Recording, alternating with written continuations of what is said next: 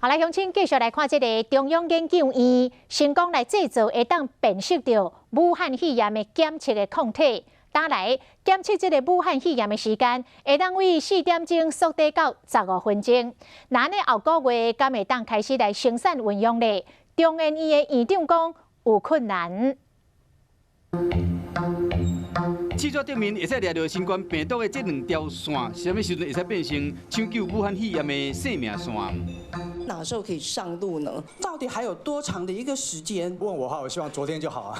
那太好了，这完全不可能嘛。台湾的病例虽然非常幸运，我们的病例非常少，但是这个也造成说我们验证上的一个困难啊。你没有病人，现在就45个案例啊，你要大规模测试说它到了多准确，灵敏度多少，多少伪阴性、伪阳性，这些本身就有很大的问题。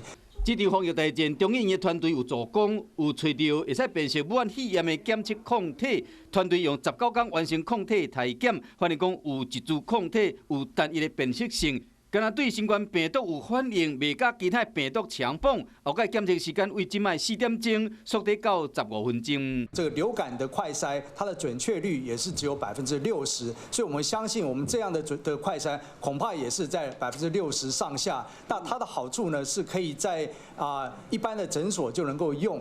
这是中研院拍名的成果，中国媒体曝光是中国的研究成就，廖准治甲说明。完全不是这回事，当然跟那一点关系都没有，完全是我们自己开发出来的。